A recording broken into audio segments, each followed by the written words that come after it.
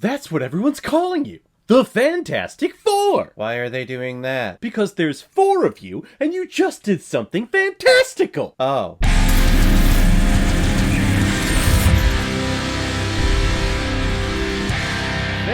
Fantastic Four, released in 2005 and is directed by Tim Story, who's also behind such films like Barbershop, Taxi, Fantastic Four Rise of the Silver Surfer, Think Like a Man, and Ride Along. And this film is starring Ian Gruffudd, the naturally blonde Jessica Alba, not Steve Rogers, Chris Evans, Michael Chiklis, Kerry Washington, and Julian McMahon. 4 astronauts are shot into space so that they can do studies of a solar storm that's going to be passing by Earth, but the dumbest smart person in the world, Reed Richards, has calculated the speed of the cloud incorrectly, so all of the astronauts get blasted by the radiation and somehow magically make it back on Earth with several cool elemental powers. However, one of those individuals is a wealthy, rich, white businessman by the name of Victor Von Doom, who plans on killing the other ones because of reasons. So this was 2005. This was the era where, hey, we have all of these Marvel properties, not with the Marvel Studios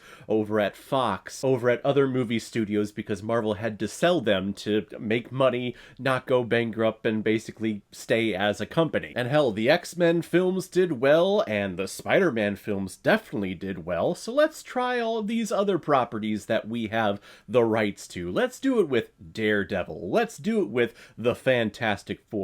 Hell, let's do it with Ghost Rider if we ever get to that one eventually. And I remember back in 2005, this film was a big deal. I mean, it's Marvel's first family, so of course, yes, we need the Fantastic Four. I was super pumped. And what we get is a fine family film. It's nothing substantial, and it's nothing that's groundbreaking. It doesn't have a story, a script, characters, dialogue, visual effects that are gonna make you run home and just scream about how amazing this movie was. But it's an okay, fun family adventure that is just there, and it's okay, right? I mean, this is okay. It's very difficult watching this film today. I remember watching this a lot back in 2005 and 2006 and the early 2000s and just being infatuated with it just because I love superheroes, and the fact that we were getting all these superhero films back then was just making me happy.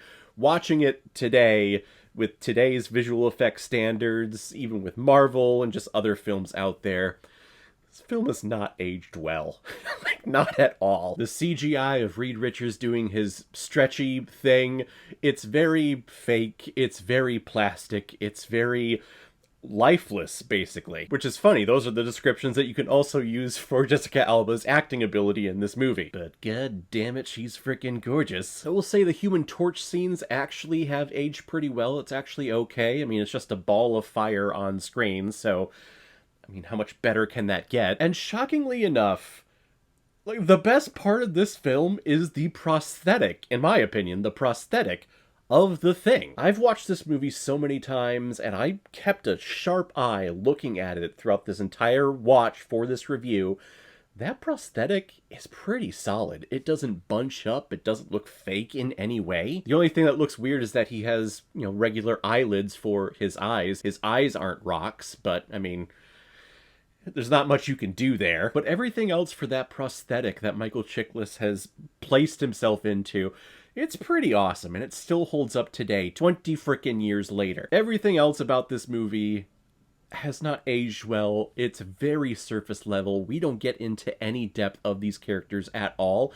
They just represent a idea of a person, and then they just focus on that one mindset of who they are for the entire time. We don't make these characters complex at all. Johnny is a womanizer and is obsessed with himself. Ben Grimm really just wants to get back to his human form. Reed is always obsessed with work because that's what super dumb, super smart people do. And Sue Storm is just angry at him and annoyed at him all of the time. And then, of course, Victor Von Doom, the wealthy, rich, white businessman, is obsessed with business and being wealthy, and wants to kill the Fantastic Four, as I said before in my plot synopsis, because reasons. They never really explain why Von Doom becomes evil. Yes, he's smarmy, he is thinking out for himself, but then all of a sudden he just becomes murderous and wants these four fantastical people to just go away now. It's so silly. This movie is just so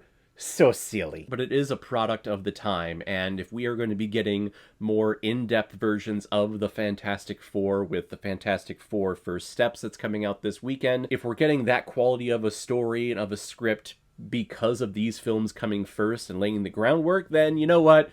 This Tim Story version of this movie is definitely well worth it. Is it something that I'm going to revisit now that I've watched it for this review and that we're getting what seems to look like an awesome version of the Fantastic Four this weekend?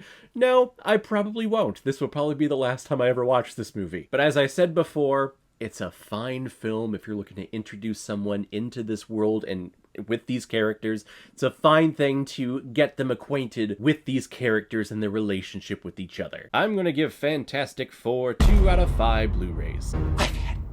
So guys, if you've seen Fantastic Four, what did you think about it? Or if you've never seen it before and you stumbled across because of this video, then comment below and let me know what you thought about it. And as always, if you like what you see here, if you like my take on movies, then hit the subscribe button and make sure you hit that bell. See you the next time I release next movie review. So guys, I will see you next time on the channel, but in the meantime, be well, be good to each other, and go watch a movie.